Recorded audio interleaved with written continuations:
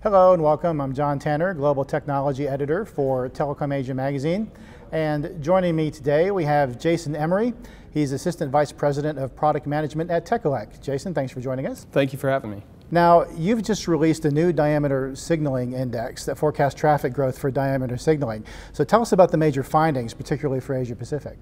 Sure. What we found is that diameter signaling traffic is actually growing 3 times faster than data traffic in the network.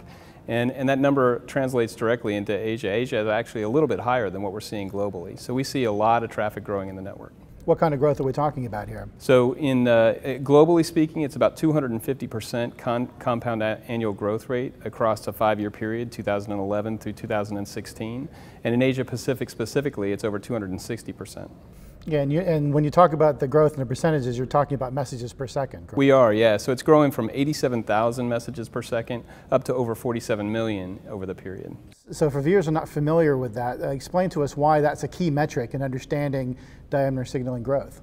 Sure. So the way that you look at signaling in a network is based on how an individual subscriber's activities and the activities related to that subscriber from an operator perspective impact the network.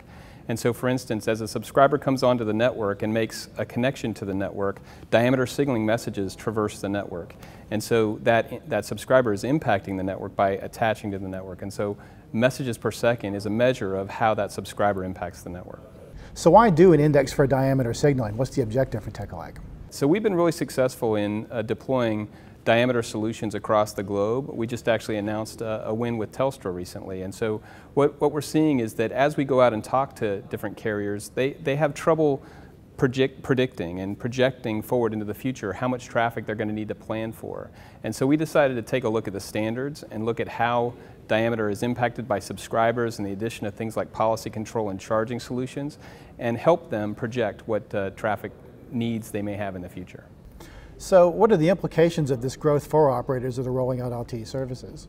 So I think generally speaking, we see 2 things. One is that they need to plan for a very large amount of growth coming into the future. And second thing is they need to be prepared and architect their network in a way that facilitates this growth. Because what we see is that diameter traffic in particular is not something that they're going to want to minimize or limit in the future.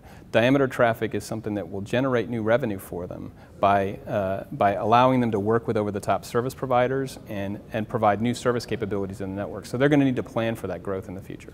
What are the kind of things that they need to keep in mind to be able to plan for this? So first thing I guess is they need to think about the architecture of their network. They need to think about what kind of a device do they want to help them manage this growth. They need to think about things like scalability, reliability, flexibility. These are all things that we think that carriers need to think about. All right, Jason Emery from Tekelec, thank you very much for joining us. Thank you for having me.